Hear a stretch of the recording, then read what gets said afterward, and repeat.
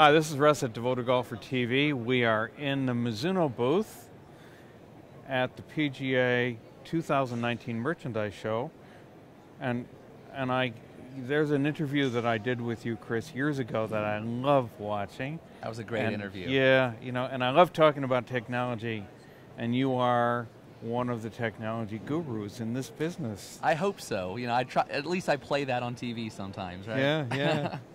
So you guys haven't been to the show in a couple years, huh? We haven't. So we've been completely removed from the show for the past 3 years. So this is the first time we're back at the show like in any fashion in 3 years. But to be honest, this is the first time we've been on the floor really exhibiting at the show in 16 years. Yeah. So it's been a really long time, but the reason is because we're actually we've changed up the cycle of our product launches a little bit, and we're bringing some new products to the world in the February-March timeframe. So that's why we're here right now, to show off some new products, some new technologies. So what you have in your hand is the shaft optimizer. That's right. Right. So what's new here? So this is actually the third version of hardware for the shaft optimizer. This is what we call our shaft optimizer 3D. Along with that, in the timing since the first came out, you know, we've had lots of software upgrades.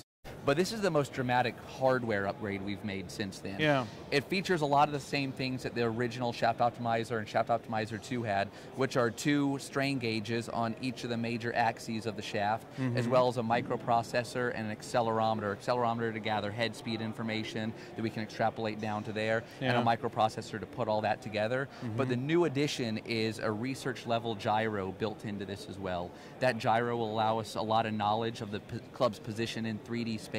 So once we recognize that positioning, with what we know of the dynamics happening with the shaft, we're able to tell a lot of new things. On top of that, it's now Bluetooth integrated so that you can take 3 swings and all that information comes right in. We can give you recommendations of your shaft, weight, flex, bending profile, as well as a digital lie angle.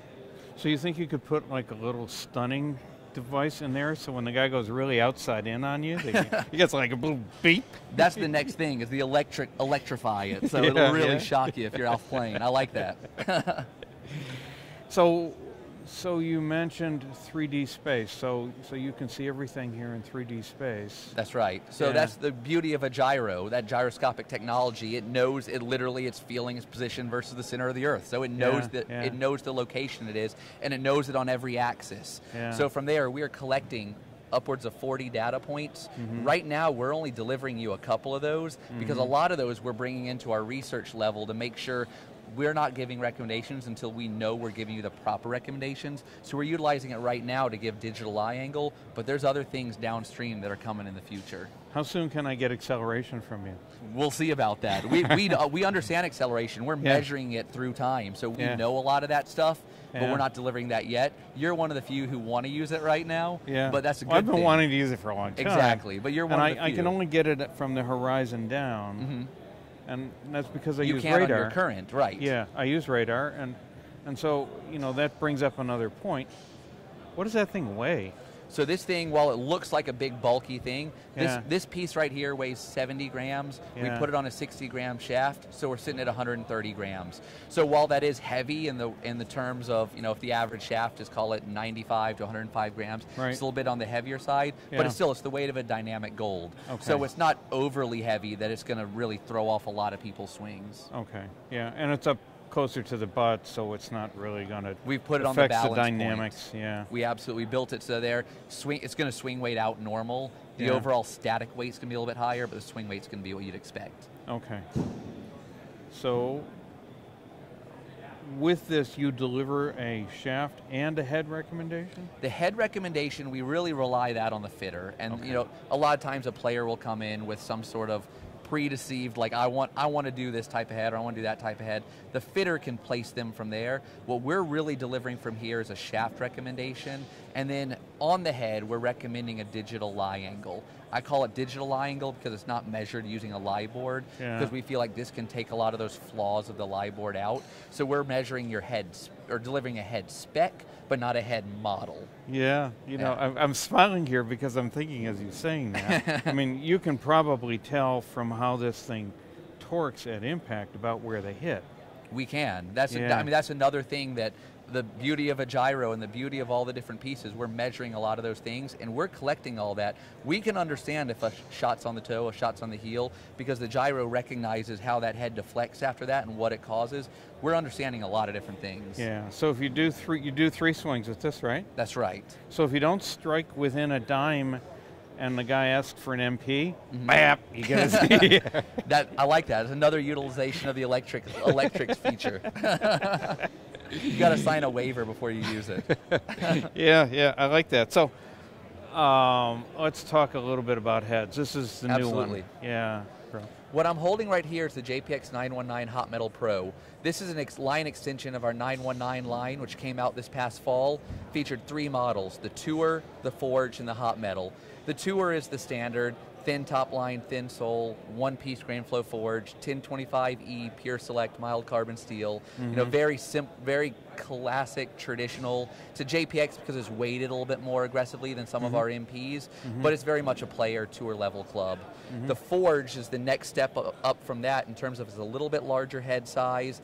Is forged out of a boron material that's 30% stronger than a standard mild carbon steel. That added strength allows us to go a bit thinner on the face, added COR with thinner of the face, but also weight savings from going thinner on the face. That weight savings we can use to redistribute around the head to make it a little bit more forgiving. Yeah. And then finally the Hot Metal. The Hot Metal utilizes our chromoly 4140M material. Okay. And that material has been awesome for us. It does a couple of things. The first is it allows us to have a very high strength material so that we can go very thin on the face to get a maximum COR. But at the same time, the material is very malleable. You're able to bend it and make sure you can get it custom fit for you.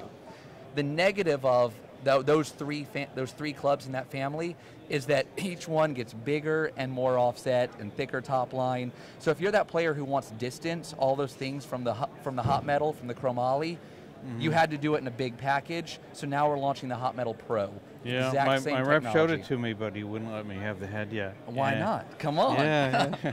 When does it launch? So this is launching on February the 15th.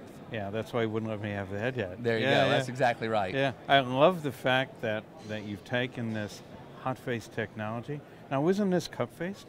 So it's interesting you asked that. So it's not a cup face in the traditional sense. Okay. So there's a lot of cup faces out there where it's a, call it a piece of carpenter steel or some other type of steel that's then welded to a cast body or a forged body. Yeah. This is what we call our unitized cup face. Unitized meaning this is a single piece. There's nothing welded on. Okay. But the benefit of a cup face isn't that it's 2 pieces. The benefit of a cup face is the geometry resulting from those 2 pieces, meaning a thin face and a thin area all the way around the perimeter, thin across the top line, thin across the toe, thin across the sole, thin across the heel. Okay. Because ultimately the cup face is designed to increase the rebound area, make the trampoline larger. Yep. If we can execute that in a one-piece design, then all of a sudden you're taking out the inconsistencies that come from a weld, the weight addition that comes from a weld bead, all of those things. So this is a very intricate casting process with lots of different slide cores to get out all that geometry, but it features cup face geometry in a one-piece design.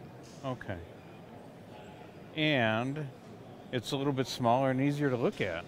And that's why it's got the Pro nomenclature on it. You're right. Yeah. It's a Pro model because it is a thinner top line, thinner sole, significantly less offset version of the Hot Metal. So it allows you all that distance generating technology, but a look that the better player can get behind. So many of the older golfers, me being one of them, are looking for a little extra distance, and we're looking for golf head technology to give us a little boost. Right. But I just could not look at that big head. And you're exactly right. So there's so many great things that come from all these technologies that not only Mizuno but all the manufacturers are putting together. The shame is that all those technologies are typically shoved into game improvement looking irons. And that's why it feels like the player's distance category, if you want to call it that, is a very fast growing category where you can get a little bit more compact head, something you can stand to look at, but you still get the distance. And looking down at it, I see that it's beveled off in the back, it's rounded in the toe, so there's not going to be a tremendous amount of turf interaction from this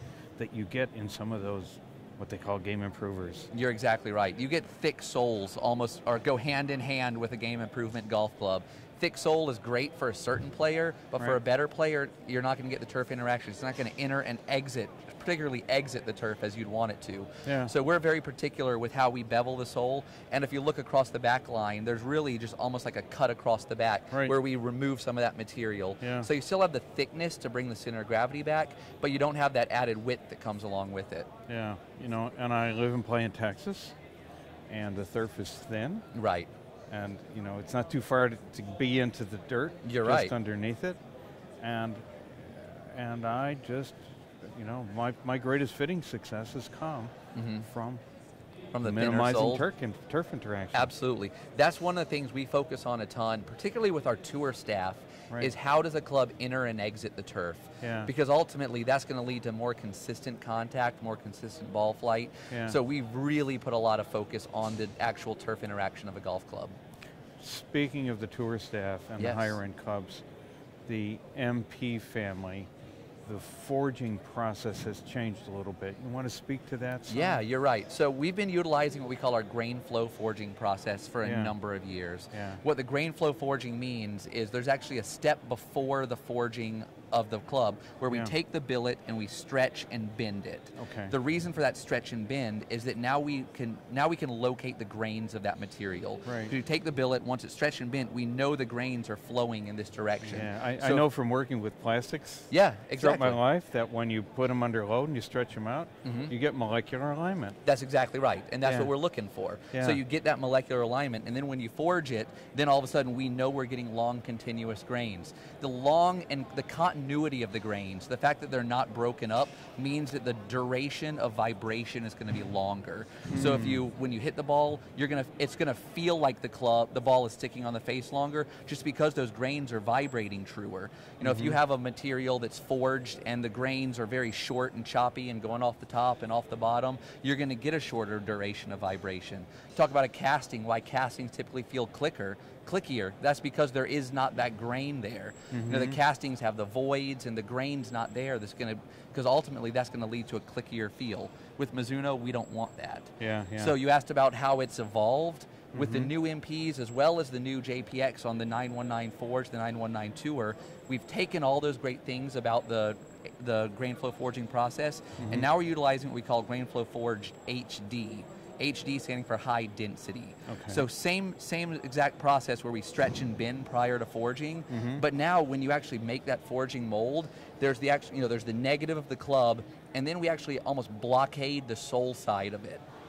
The reason for that is when that billet is hit, as the material tries to flow out, it's stopped on the sole side and forced out the top side. What that does is, as we've controlled the grains, all of a sudden those grains get even further compressed on the sole side, and of course there's a natural gradient to where they get less and less dense as you go out the top. But ultimately we're concentrating even more grains behind the impact area. So what I talked to you about before of the long duration of vibration, now you've got even more grains vibrating even longer. Ultimate goal, give the player more feedback, give you more feel. Yeah, now the other day we talked about my friend who plays the old forged Mizunos that Faldo won the Masters with, or something like that, years and years ago, and it's got a layer of copper in underneath it. Yep.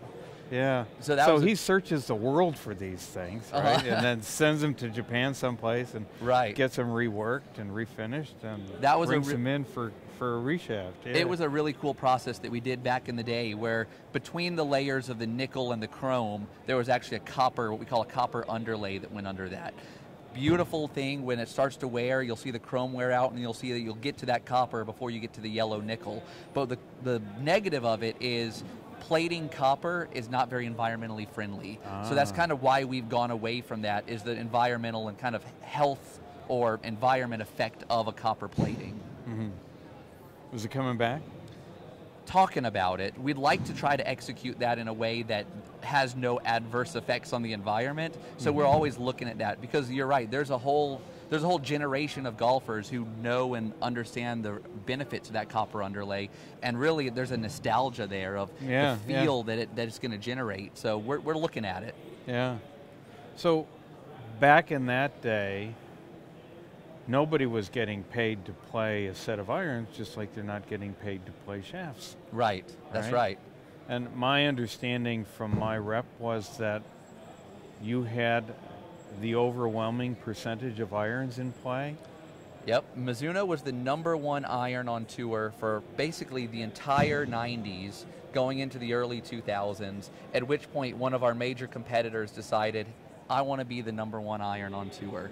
And to get that, they didn't make better product, they bought that name by essentially they bought the presence. Yeah. So, you know, we've always beat our chest that, you know, back when people weren't paid to play stuff, we were #1. You owned it. Yeah. We owned it. Yeah. And what's amazing is there's never been like, we could always hang our hat that, yo, you know, way back then we did this and players did this. But, you know, time has gone past, people forget that, and there's never been a true test of what would players play if they weren't paid, because everybody's paid now. Yeah. However, That's not going backwards. Well, a couple of years ago when Nike exited the hard goods business, they honored their contracts out. So there's a whole slew of Nike players who could play whatever they want. And Mizuno was overwhelmingly where they went. You look at a number of players with swooshes on their hats, it's amazing what's in their bag. Interesting point. Absolutely. So that's the first retest of that. What's funny is, you know, Mizuno hadn't won a major going back until, I think it was the year 2003 when Todd Hamilton won a major. That was Mizuno's last major. Yep. Since that swoosh thing has happened, we've won 3 of the last 7 majors. So there's some cool stuff there. Yeah. So tell me a little bit about drivers. Absolutely. So, you know, traditionally, and, you know, you went right to it. You jumped right to Mizuno irons because that's what we're known for. But one of the reasons, another reason we're at the PGA show is because we want to be able to brand ourselves not just as that pretty iron company. We want to show that we really make great technologies throughout the full range. So with the ST190 and ST190G drivers, these are our newest launch, and we couldn't be more excited about some of the technology behind these. So both these clubs are under the ST family, ST190. So ST stands for speed technology, and that ultimately results in, you know, if you're fitting a driver and the ball speed's not there, then why even bother, you know, going through the rest of the fitting? Because speed is the start of everything. Right. So the first place you start with speed is the face. You know, that's automatically where you go to. So both of these feature what we call our SP700 material. It's a titanium that's not necessarily new to the golf industry, but new to, I'd call it the consumer affordable level of the golf industry. This material was featured in the Titleist C16 a number of years ago, which was about a $1,000 driver. It was featured in some of the exotics drivers that were extremely expensive as well. And it was featured in a lot of the TaylorMade product back in the day when they used to make TaylorMade tour-only product. They used a lot on the tour stuff. The reason for all that is it's a very expensive material. We decided we are going to absorb that cost and put it into this because we've seen the performance benefits. What it does, and the difference between an SP700 and call it a 6.4 or a Tie 9 or a Tie 811, any of those things, is that this is a beta titanium, as opposed to most titaniums live in that alpha beta phase. The beta phase is a traditionally stronger phase with a finer grain structure. The result of that finer grain structure and the added strength is it recovers from deformation quicker. So when you hit a ball, the face compresses, and there's deformation coming back, that quicker recovery means a higher repulsive force of the ball getting pushed out. So ultimately, so if you hit the ball and the head goes back, but it doesn't come out, it's not doing anything for If we could get that face to come out quicker, that's just more speed to your ball, more energy transfer. And how long is the ball on the face? Oh, it's microseconds. It's not long at all. It's a very, very small number. It's a very, very small number, but every little bit that we can improve that, that's just benefit to the golfer. So the ultimate result of that is, there's the big talk of the CT test and the COR of a driver. The CT of this, the benefit of the SP700 is that the relationship between CT and COR, they're not broken, but it's stretched out a little bit. So for a given CT, you can get slightly higher ball speeds or slightly higher COR. So that's the first thing we do to increase the speed on the face. Ultimately, by how we make the face multiple thickness and where we're at thin areas and stuff, we're trying to increase the overall rebound area. But then on top of that, we went through and put what we call our wave technology sole. And what that's going to do is that's going to help increase the rebound area as well, so that low on the face. This isn't new for you. You've had this. It's not new for us. For a number of years. How have you changed it? So what we've changed on is we've gotten a little bit more aggressive, more deep into the cut where it goes. So it actually gets a little bit deeper. And it's funny, you don't think about it, but the engineering of the radius radius of each of these grooves plays a big effect on the overall contribution that you'll get from it. Okay. So we've addressed both of those things. We've addressed the depth or the amplitude of the wave, if you will, and at the same time we've addressed the radius and how it bottoms out, or that bottom of that trough as well. These are both adjustable. They are. So they both feature different levels of adjustability. Okay. So, and part of where we got to there is, if you look at the clubs also, something new for us, I'll say new to this year, not new to Mizuno though, is the use of the composite crown. So our previous iterations, the ST190, GT180, did not have the composite crown. We had it going back in the day, the MX500 and the MP001 both featured that, but ultimately we had gone away from it because titanium casting got more aggressive and you could get thinner on it. So you lost the benefit of the lightweight composite. Right. However, we've been working and researching for a long time of how we can minimize the bond area between the composite and the titanium. Because ultimately the bond area is what hurts you, because when you have that double geometry, that overlap with the adhesive, that's where you start to lose any weight savings that you would get. So we've greatly reduced the ratio of actually unbonded area to bonded area. And as a result, we're able to save 7 grams of weight with this crown. And what am I feeling here? I'm feeling some aerodynamic shaping. So it's funny, you know, it is a little bit more pinched here. It does get a little bit more aggressive there. But at Mizuno, we don't really talk about our aerodynamic story just because we're trying to say, here's all the things that we can actually prove. So we've done a lot of testing on aerodynamics, and we're yet to see substantial measurable benefits from aerodynamics just because of the way the face is oriented throughout the swing and how it goes through. It's amazing. A funny story that you'll probably appreciate is, going back in the day, we actually did some testing in the Ferrari wind tunnel in Italy. So this was back when Mizuno had more money than they knew what to do with, like back in the 80s. And they created a driver, a standard driver, large face, what you'd expect as that unaerodynamic shape, and they created another, not even driver, but another shape that was put on the end of a shaft that essentially was the shape of like a Japanese bullet train. There wasn't even a face on it. So there was nothing to, you know, catch that wind. And the measurable difference in head speed was not there. So as a result, you know, we don't really say we're putting these aerodynamics and doing these things. In my opinion, as an engineer, I view a lot of those as what we like to call in the industry, quote unquote, free technologies, something that's built into a casting mold that doesn't cost anymore, but it's a story to tell. So yes, we address the shape slightly by getting a little bit more pancake, but really the reason for that is to make it more low profile, to pull the center of gravity down, less for aerodynamics. And we've got some adjustability there. You're right. So adjustability and weighting. I talked about the crown saving 7 grams, and then how we utilize that extra weight is what really differentiates the ST190 and the ST190G. On the ST190, we put that extra mass in the form of a weight screw directly in the back. So obviously in a driver, the heaviest part is the face, so I'm going to put mass as far away to increase the moment of inertia. Straight back is where we put it. What that's going to do is that's going to increase the overall MOI, get more stability, straighter shots. That's what that's for. On the ST190G, we actually utilized the discretionary weight as well as a couple other grams we were able to save by making the head a tad bit smaller in the form of 2 7-gram tungsten weights. So these 2 weights are adjustable throughout 2 tracks. So obviously push the weight back, pull the center of gravity back, spin goes up. If you pull the weights forward, center of gravity goes down, sweet spot goes down, spin comes down. No more hot melt. No, you can do some. Obviously, like any cast club's going to have a little bit in it just to make sure there's nothing, because it is a welded face design. So there's a little bit of hot melt, but we're not weighting it because of the hot melt. We're weighting it with these. When I say no more hot melt, it's you don't put hot melt into the heads anymore to try to move the weight around. That's right. Exactly. No need for it. And the cool thing about this is, you know, while I talk about only 7 grams on each one, doesn't sound like a ton. These tracks are open on the backside, so you're open to take this completely out and put them both here, in which case you got 14 grams to the toe or 14 grams to the heel. So the overall variance of what you can get in the left to right direction is massive. So I could take these and put both of the weights on one side. Absolutely. Any benefit to that? The benefit to that is if you're really trying to do shot correction, like, you know, if you're really fighting, if you're really someone who wants to try to take the left side out of play, put them both on the toe, really someone who has trouble turning it over, you could put them both on the heel. But at the same time, you know, Ultimately, swing's going to dictate a ton of that, but it's just going to help you a little bit by weighting it one way or the other.